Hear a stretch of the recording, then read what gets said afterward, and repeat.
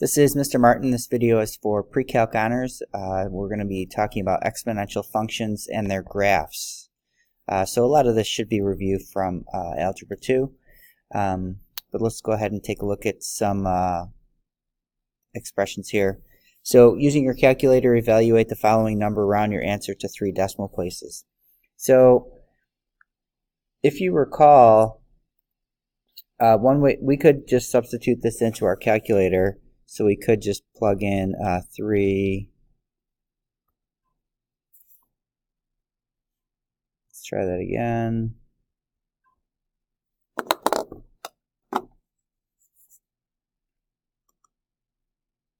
So we could do 3 raised to the 2.2, and we could get our answer of 11.211. But if you think about what this exponent really means, that's really 3 to the 2 2/10, which is really 3 to the 2 1/5 if we reduce that. And let's change that to a mixed number, so that's going to be to the 11/5, which then would be the 5th root of 3 to the 11th. So if we come back over here and let's do 5, and then come over here to math, and let's select number 5. So that should give us the 5th root. There we go. And we'll do 3 raised to the 11th. And you see we get the same answer. Okay, so just a little review on the meaning of exponents. So we have about 11.212. All right, now for 7 to the e, let's go back over here to our calculator, and we're going to go 7 raised, and then you see there's 2 different e's. There's an e over here, and there's also an e to the x. So we could use the e to the x, but let's just use the e. So second to the e, and we've got about 198.251 rounded to the 3 decimals. So just a quick review there of exponents and what they actually mean. So now our laws of exponents. So we've got S, T, A, and B are real numbers. A is greater than 0 and B is greater than 0. And if you remember, when we're multiplying 2 numbers with the same base, we're going to add their exponents. If we're raising a number to another exponent, we multiply them. If we have A divided by B raised to the m, that really means the numerator is raised to the m and the denominator is raised to the m. And then the quantity A times B raised to the m, again, means that A is raised to the m and B is raised to the m. 1 raised to anything is 1. And then for negative exponents, if I have A to the negative m, that's the same as 1 over A to the m. And then anything raised to the 0 is going to be 1. So our exponent properties. Let's add one more in here. Let's do A to the m divided by A to the n. That would be the same as A times, or A raised to the m minus n. So it's similar to this one over here, except instead of multiplying, we're dividing. Okay, so that one should be in there as well. Moving on, we have an exponential function as a function in the form of f of x is equal to c times a raised to the x, where x is the exponent, a is the base. Okay, and this base is going to tell us whether it's growth or decay. Growth or decay for a. And then c is the initial value. Alright, and then if a is greater than 1, we're going to have a growth factor, and if a is a fraction between 0 and 1, we're going to have a decay factor. Alright, so let's take a look at a few examples. Using your calculator, graph the exponential function f of x is equal to 2 to the x. Sketch and label points on the left grid. So let's come over here and let's plug this in. We have 2 to the x, and I'm going to look at my window here. That should be fine. And I'm going to look at my table because that's going to help me find some values, so that looks good. And then let's go ahead and take a look at the table. So if we scroll up a little bit, we can see as our x's get negative, our y's are getting smaller. So we're going to be approaching 0 as our x gets smaller, which makes sense because this negative exponent means we're really going to have 1 over 2 to that number. So let's graph a few points here. So let's graph negative 1.5.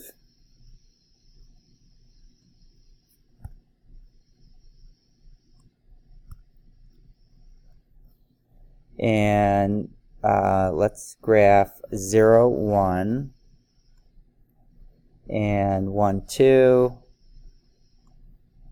and 2, 4,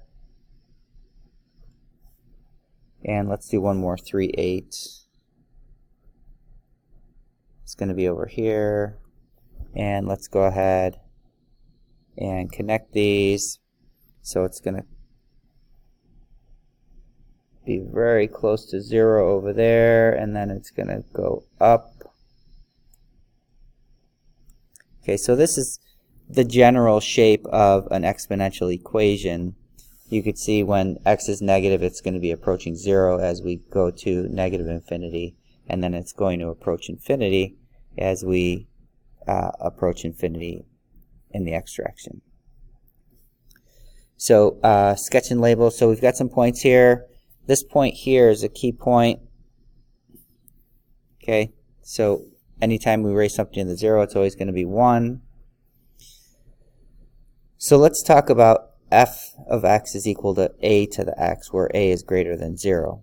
So even though we don't know exactly what it's going to look like, we do know that when x is 0, the function is going to be 1.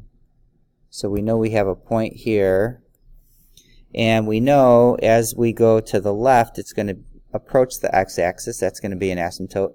And we know as we go to the right, it's going to continue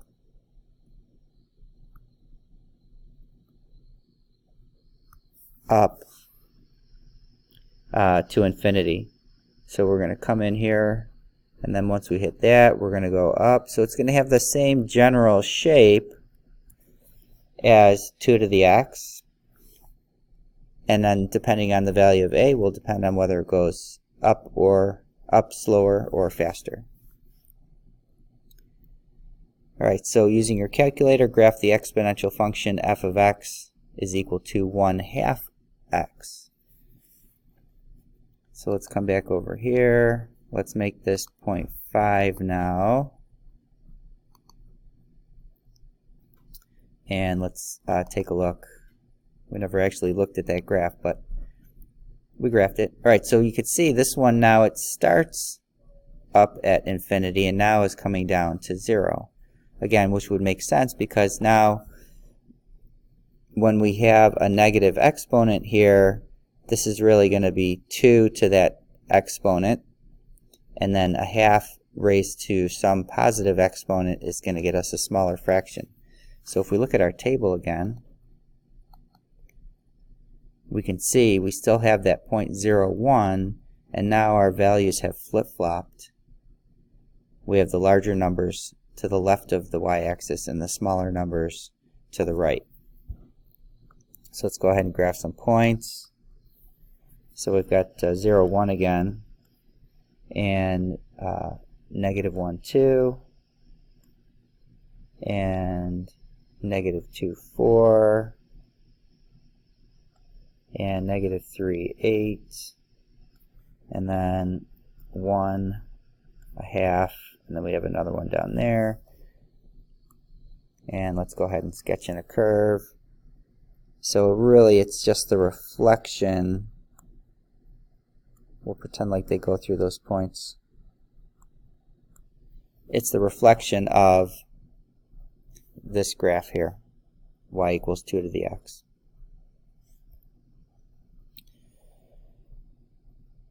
Alright, so let's take a look at example 3.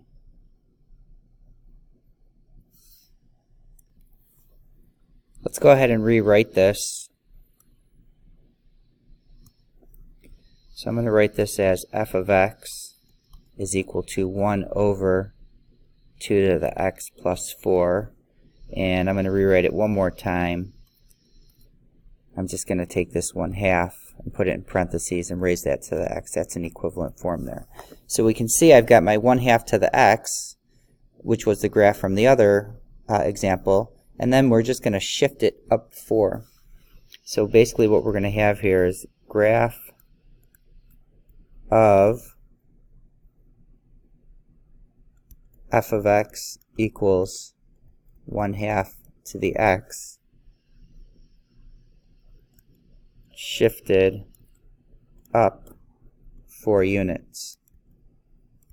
So before our asymptote was the x-axis, now our asymptote is going to be y equals 4. Alright, and if we wanted to come over here and take a look at some values, so there's our 0.5 to the x, and let's go ahead and add 4 and take a look at the graph. So it's going to be that same graph that's coming down, and we have an asymptote here at 4. If we want to look at some values on the table, we can.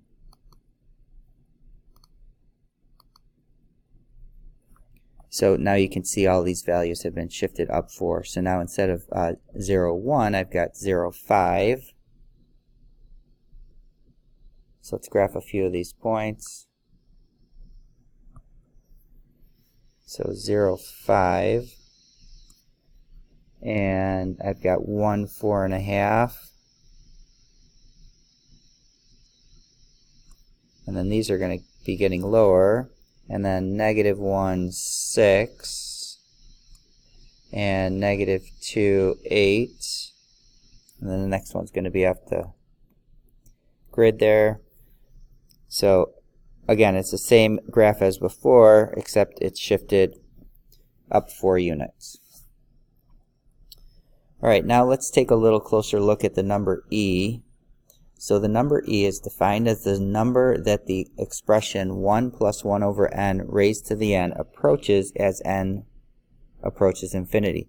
So as we let n get larger and larger, this expression is going to approach a value. So let's take a look at what this will look like.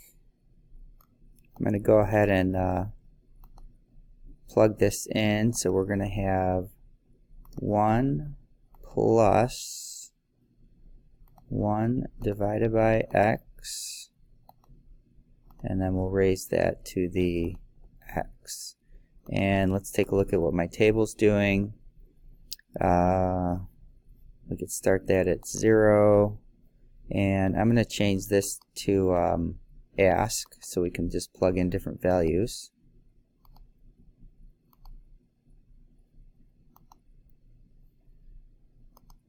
And let's take a look at our table.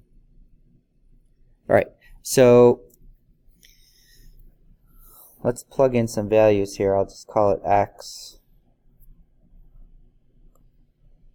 and f of x. So let's start with x is equal to 1. Let's plug in a 1.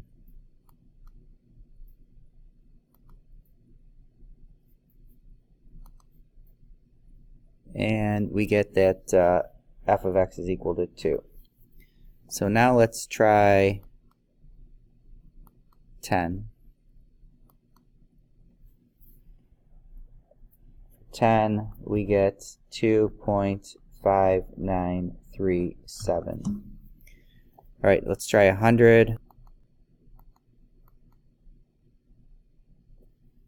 So for 100, I get 2.7048. All right, let's try 1,000.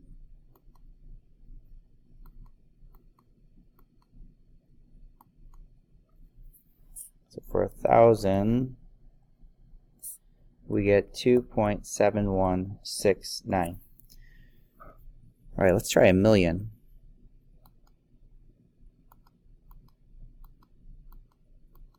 So when we plug in 1,000,000,